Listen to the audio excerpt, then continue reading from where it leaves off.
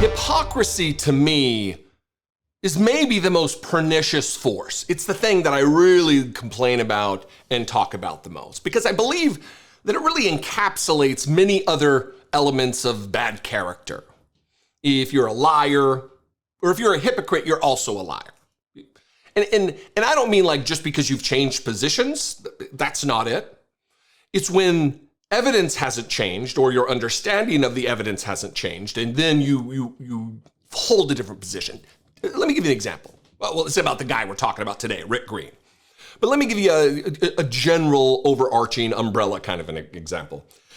If you have a position on one thing when your party is in power, and then you switch that position when the other party is in power, that's hypocrisy. You're not given any reason, any rationality for your change in position. And this is what we're going to talk about today with Rick Green, who's one of these white Christian nationalist types. He's a guy who claims to be a constitutional purist. He actually claims to be, or has been given the moniker of America's Constitution coach, even though he really has no education or understanding or really ability to communicate what it is that makes him such a coach or expert on this document. And let me read actually from his website, from his bio here. Well, it's not his bio, but it's an adjacent site that he has something to do with, Wall Builders. Rick Green is known as America's Constitution coach. He is a former Texas state representative, national speaker, author, and radio host. Rick co-hosts the national daily radio podcast, The Wall Builders Show, with Tim and David Barton. Rick is the founder of Patriot Academy, an elite leadership training program specializing in applied civics with a biblical, historical, and constitutional foundation. Rick and his wife, Kara, have, their kids and grandkids. Notice no reference to education or qualifications to make him America's Constitution coach. It's just a claim. Rick is a guy, we're going to get to these clips here, but Rick is a guy who, when he lost his bid for a seat on the Texas Supreme Court, he sued his opponents and others for libel, squelching the freedom of speech enshrined in the First Amendment of the Constitution he claims to be a coach of. I mean, if that's not hypocrisy right there, I don't know what is. But let me explain exactly what I'm talking about, this flip-flop in positions. I'm going to play two clips. One is from 2015 when, of course, President Obama was in office. This is I believe, Donald Trump coming on the scene. This is pre-Donald Trump's campaign really firing up. This is when Obama was president. And in this, he's given some kind of, I don't know why he was given access to Independence Hall in Philadelphia, but he was. And this clip is from Right Wing Watch, the venerable organization that tracks and monitors the behavior of these right-wing nut jobs. So if you have a few dollars, there's a link below to donate to Right Wing Watch. Seriously, $2, $3, $4, $5. If a few thousand people were to give that much money, it would be a great benefit to this organization. But anyway, Rick Green is filmed here explicitly saying that recess appointments are a violation of the Constitution. They are not to be done, and he's just absolutely lambasting the use of recess appointments. Spoiler alert, the following clip deals with him twisting himself in a pretzel to back away from this particular position, and the only thing that's changed is we don't have a black guy as president anymore. It's now Donald Trump. First, 2015, Rick Green. That's not what these guys had in mind for a recess appointment. It was designed to take care of an emergency situation, not to sneak through an appointment that you couldn't actually get the advice and consent of from the Senate. So it's a real problem, again, abused by both sides. I think we just got to, even when if it's your guy, if you're, a guy or gal as president, somebody you supported and you like in the White House and you like the appointment that's languishing in the Senate, you should still be willing to say, I don't support that recess appointment because it violates the process. The process has got to, again, become important to us. It's not good for us to abuse the process just because we're getting the end that we want. The end does not justify the means. That's not the right way to play this game and govern a country. So recess appointments, real problem. So recess appointments, real problem. And then he says the words, even if it's your guy. You see, then here we are, 9 years removed from this particular video.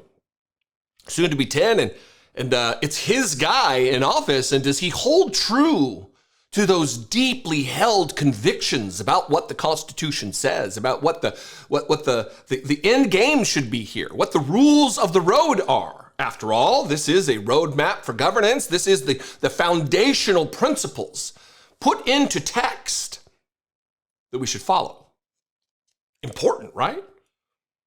I mean, people swear oaths to this document. I myself have sworn an oath to support and defend this document and its contents against all enemies, foreign and domestic. As far as I'm concerned, that oath still holds firm. Rick Green, though, he vacillates a little bit as soon as Trump comes around and signals to the country that absolutely recess appointments will be accomplished. That it doesn't matter whether the Senate has a constitutional role to play based on Article 2, Section 2, Clause 3 of the Constitution. It doesn't matter to Rick Green, our Constitution coach. Watch him all over the map, twisting himself, bending himself, stretching himself and his beliefs to align with Donald Trump's agenda. This whole recess appointment debate that's happening right now. Listen, I got to tell you, I have always been against recess appointments unless it is a true recess appointment, which the Constitution absolutely allows for. The president has the right under the Constitution to do a recess appointment. But the original intent of a recess appointment was if you had an office that was vacated and it's going to be, a significant length of time before Congress gets in to be able to vote on that person, you do a recess appointment and fill that office because it needs to be filled. That was the original intent of why that's in the Constitution. Now, clearly, we live in a different day, and clearly we live at a time where we are literally in a war right now for our country's heart and soul. Marxism is trying to destroy this country, and the people in Congress that are trying to block the president's appointments, they're on the Marxist side. They're not the good guys. Okay, let's be very clear about that. And I'm talking about the Republicans.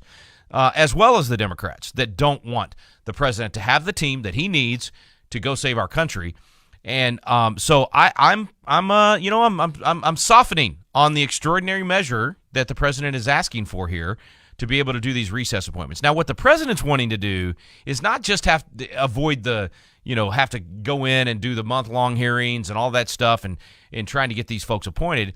He's also just wanting to have them hit the ground running January 20th. In other words, he's trying to get some of this done in early January so that he can hit the ground running January 20th. Now, this is akin to a time, any point in history where you have such a national emergency that you need the team on the ground to implement immediately. You really don't have the luxury of waiting 2 or 3 months.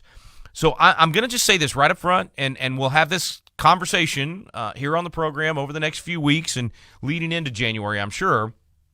But I want to have open dialogue on this. I would love your input on this, and I'm probably going to get some experts on to talk about it because I would like to see a strategic, very, very tactical approach to this, but stay constitutional. So in other words, is there a way to put some of these people in place to start getting the job done, but still honor the constitutional intent of the Senate being able to review these people?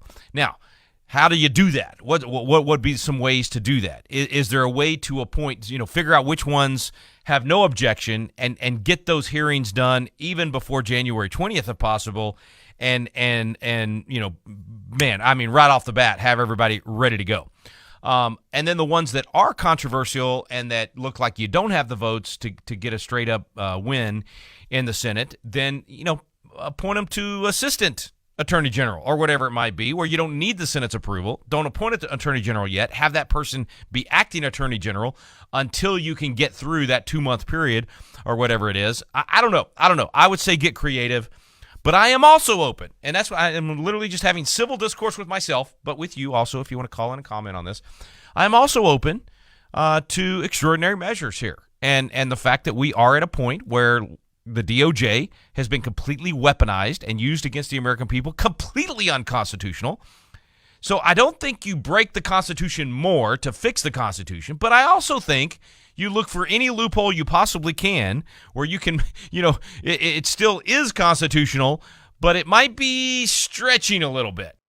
He's real open to finding any loophole, again, to stretch the Constitution and what it allows. And why? Well, to use the words of 2015, Rick Green, because it's his guy. Although in 2015 it was, even if it's your guy, no, you should hold fast to what the Constitution communicates. But now, hypocrite Rick Green, litigious Rick Green, maybe I'm getting myself into trouble. Oh no, don't sue me, Rick. Hypocrite, liar, Christian nationalist, purveyor of false narratives, of an ahistorical understanding of our history, of our heritage in this country.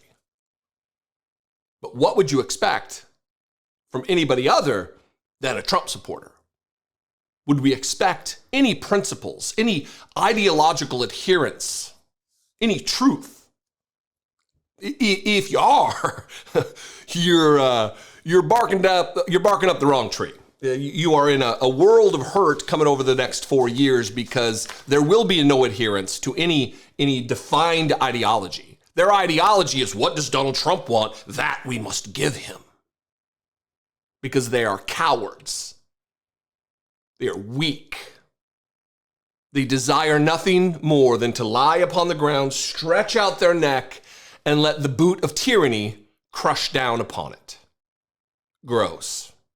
What do you think? I would love to know. You can call, leave me a voicemail, 714-576-4054. And of course, as always, you can email me, daily@dollemore.com. For this video and this video only, the comments are open. You thought it was going to be something else, huh? No, the comment section is open. That'll help the algorithm, or trigger the algorithm, to share this content with new viewers and possible subscribers. I would appreciate it. Speaking of subscribers, if you're not subscribed, subscribe to the channel. It is free and it absolutely helps me have the power to provide truth and a non-hypocrite view of the world. If you want to help support this work, click the join button below, become a channel member, go to my Patreon page, patreon.com/IDoubtItPodcast. Follow me on the social media. I am everywhere except Twitter, @Dollemore. I'd love to see you there. Blue Sky, it's blowing up right now. You should check it out. It's like Twitter used to be. It has the makings of being an absolutely useful tool once again, and I'm looking forward to that. Anyway, I'll see you next time. I love and appreciate you and your engagement. Be genuine. Take care of one another.